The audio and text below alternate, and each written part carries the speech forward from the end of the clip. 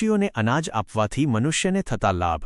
ધાર્મિક, આધ્યાત્મિક, વૈજ્ઞાનિક અને માનસિક વિશ્લેષણ. પ્રસ્તાવના: માનવ જીવન માત્ર પોતાના સુખ માટે નથી, પરંતુ પ્રકૃતિ, પ્રાણીઓ અને સમગ્ર સૃષ્ટિ સાથેના સહ-અસ્તિત્વ માટે છે. ભારતીય સંસ્કૃતિમાં સર્વે ભવંતુ સુખિનઃનો ભાવ અત્યંત ઊંડો છે. તેમાં પક્ષીઓ, પશુઓ, વૃક્ષો અને તમામ જીવજંતુઓનો સમાવેશ થાય છે. પક્ષીઓને અનાજ આપવું એક નાનું કાર્ય લાગે છે, પરંતુ તેનો પ્રભાવ માનવના ભાગ્ય, મન, સ્વાસ્થ્ય, કર્મ અને આત્મિક વિકાસ પર બહુ ઊંડો પડે છે. 1. ધાર્મિક દૃષ્ટિકોણથી લાભ. 1.1 હિન્દુ ધર્મમાં પક્ષીઓને અનાજનું મહત્વ. હિન્દુ શાસ્ત્રોમાં પક્ષીઓને દેવદૂત સમાન માનવામાં આવ્યા છે.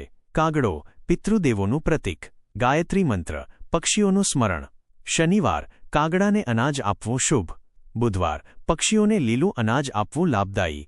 નોંધ: પક્ષીઓને અનાજ આપવાથી પિતૃદોષ શાંત થાય છે એવું માનવામાં આવે છે. 1.2 પિતૃતૃપ્તિ અને આશીર્વાદ. જ્યારે આપણે પક્ષીઓને દાણા નાખીએ છીએ ત્યારે એવું માનવામાં આવે છે કે પિતૃ આત્માઓ પ્રસન્ન થાય છે, કુટુંબમાં શાંતિ આવે છે. અચાનક આવતા અવરોધો દૂર થાય છે. 2. કર્મ સિદ્ધાંત અનુસાર લાભ. 2.1 દયા એ સર્વશ્રેષ્ઠ કર્મ. શાસ્ત્ર કહે છે, દયા વિના ધર્મ અધૂરો છે. પક્ષીઓને અનાજ આપવું એ નિષ્કામ સેવા છે. કોઈ સ્વાર્થ નથી, કોઈ દેખાડો નથી, માત્ર કરુણાનો ભાવ છે. આવું કર્મ મનુષ્યના સંચિત કર્મને શુદ્ધ કરે છે. 2.2 ભાગ્યમાં અચાનક સુધારો. ઘણા લોકોનો અનુભવ છે કે નિયમિત પક્ષીઓને અનાજ આપવાથી અટકેલા કામ ચાલવા લાગે છે, નોકરીના નવા અવસર મળે છે, ધંધામાં આર્થિક લાભ થાય છે. 3. માનસિક લાભ, સાયકોલોજીકલ બેનિફિટ્સ.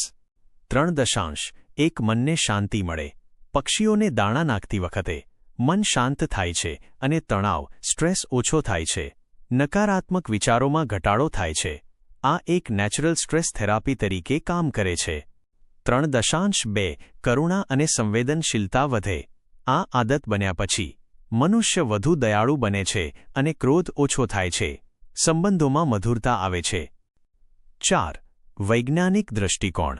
4.1 હોર્મોનલ લાભ. સંશોધન મુજબ પ્રાણીઓ કે પક્ષીઓ પ્રત્યે દયા બતાવવાથી શરીરમાં ઓક્સિટોસિન હોર્મોન વધે છે, જે ખુશી અને માનસિક શાંતિ આપે છે. 4.2 પ્રકૃતિ સાથે જોડાણ. માણસ કુદરત સાથે સીધો જોડાય છે. એકલાપણું, લોનલીનેસ ઘટે છે. આસપાસ સકારાત્મક ઉર્જા, પોઝિટિવ એનર્જી અનુભવાય છે. 5. સામાજિક અને પર્યાવરણીય લાભ. 5.1 પર્યાવરણનું સંતુલન. પક્ષીઓ જીવજંતુઓનું નિયંત્રણ કરે છે અને વૃક્ષોના પરાગનયનમાં મદદ કરે છે. પક્ષીઓને ખોરાક આપવો એ પરોક્ષ રીતે પર્યાવરણનું રક્ષણ છે. 5.2 બાળકોમાં સંસ્કાર.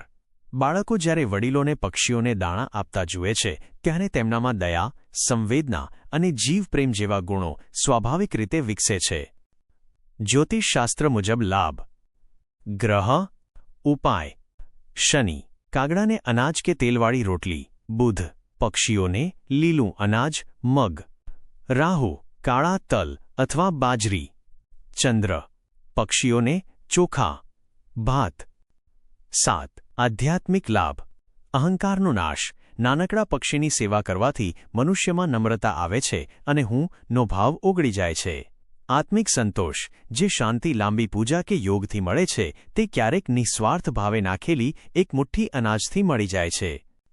8. કયા સમયે અને કેવી રીતે અનાજ આપવું? શુભ સમય: સવાર સૂર્યોદય પછી અથવા સાંજ સૂર્યાસ્ત પહેલા. કયું અનાજ?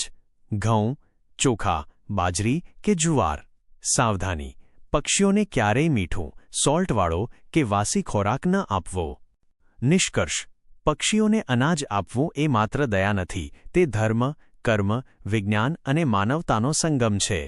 જો મનુષ્ય રોજ થોડીક દયા કરે તો પ્રકૃતિ તેને અનેક ગણી ખુશીઓ પરત આપે છે.